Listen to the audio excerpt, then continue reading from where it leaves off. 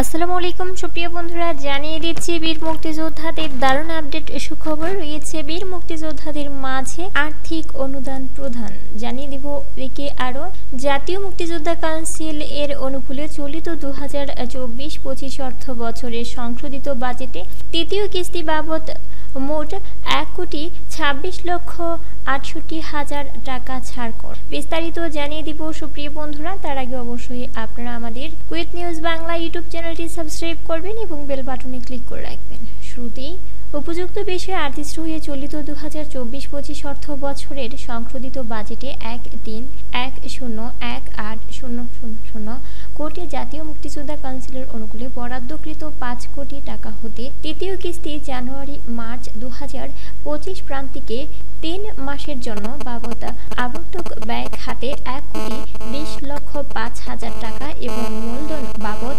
6,63,000 টাকা সহ 1,26,68,000 টাকা ছাড়করণের নির্মুক্ত শর্তে আর্থিক মঞ্জুরি জ্ঞাপন করছে।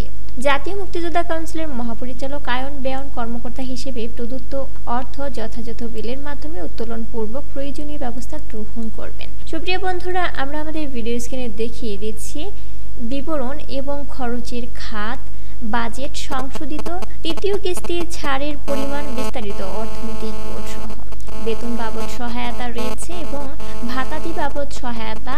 বিস্তারিত আমরা আমাদের ভিডিও স্ক্রিনে দেখিয়ে দিচ্ছি। অবশ্যই আপনারা আমাদের ভিডিও স্ক্রিনে চোখ রাখবেন, আর যদি ভিডিওতে কোনো ভুল ত্রুটি হয় ক্ষমা সুন্দর দৃষ্টিতে দেখবেন। রয়েছে শর্তাবলী। ক, উক্ত অর্থ ব্যয়ে পিপিআর 2008 সংশোধনী সহ অনুসরণপূর্বক সকল আর্থিক বিধিবিধান ও নিয়মাবলী অনুসরণ করতে হবে। এক্ষেত্রে কোনো অনিয়ম হলে সংশ্লিষ্ট কর্মকর্তা দায়ী থাকবে।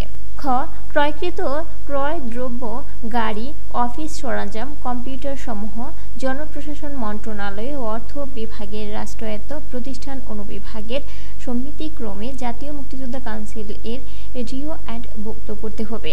ঘ, প্রয়োজনের নিরিখে অর্থ ব্যয় নিশ্চিত করতে হবে। বর্ণিত বিভাজন ও তৃতীয় কিস্তি বাবদ ছাড়কৃত অর্থের ব্যত্যয় ঘটলে কোনো খাতে অতিরিক্ত অর্থ ব্যয় সমন্বয় করা যাবে না।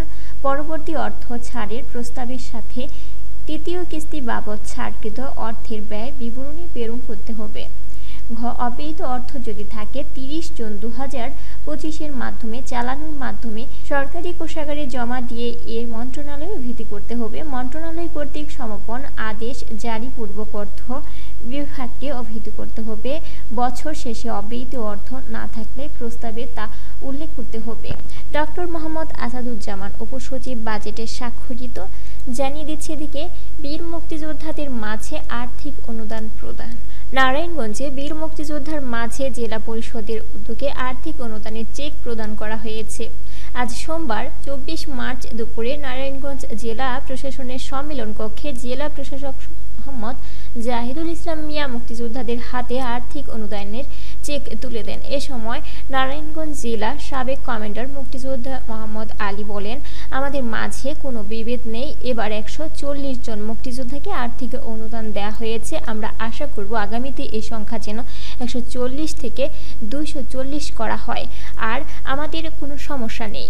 যে কোনো সমস্যায় আপনারা জেলা প্রশাসকের কাছে আসবেন, উনি অনেক আন্তরিক। জেলা পরিষদের প্রধান নির্বাহী কর্মকর্তা হোসনে আরা বেগম বলেন, আমাদের চেতনার সাথে মুক্তিযোদ্ধারা জড়িত। মুক্তিযোদ্ধাদের অবদান আমরা অস্বীকার করতে পারবো না। আপনারা মুক্তিযোদ্ধারা যতদিন বেঁচে থাকবেন, আপনাদের চেতনায় উজ্জীবিত হয়ে আমরা দেশ গড়ার লক্ষ্যে কাজ করে যাব। আজ 140 জন মুক্তিযোদ্ধার মাঝে 10,000 টাকা চেক প্রদান করা হয়েছে। সভাপতির বক্তব্যে নারায়ণগঞ্জ জেলা প্রশাসক মোহাম্মদ জাহিদুল ইসলাম মিয়া মুক্তিযোদ্ধাদের উদ্দেশ্যে বলেন, আপনাদের কাছ থেকে অনেক কিছু শেখার আছে।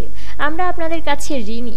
আপনারা আমাদের দেশ দিয়েছেন। আমরা চেষ্টা করছি আপনারা যে দেশের জন্য জীবন যুদ্ধে ঝাঁপিয়ে পড়েছিলেন সেই দেশ গড়ার লক্ষ্যে কাজ করে যাচ্ছি। আমরা যে অনুষ্ঠান করছি সেটা আপনাদের প্রতি শুধুমাত্র কৃতজ্ঞতা ও শ্রদ্ধাবোধ। আপনাদের সাথে বসে কথা বলার সুযোগ হলো, এটা আমার সৌভাগ্য। আমরা চাই আপনারা আমাদের মাঝে অনেকদিন বেঁচে থাকেন। সুপ্রিয় বন্ধুরা, এ ছিল কুয়েত নিউজ বাংলার মুক্তিযুদ্ধ ভিত্তিক গুরুত্বপূর্ণ সংবাদ। পরবর্তীতে কুয়েত নিউজ বাংলার আপডেট সংবাদ পেতে আমাদের কুয়েত নিউজ বাংলা ইউটিউব চ্যানেলটি সাবস্ক্রাইব করবেন এবং বেল বাটনে ক্লিক করে রাখবেন।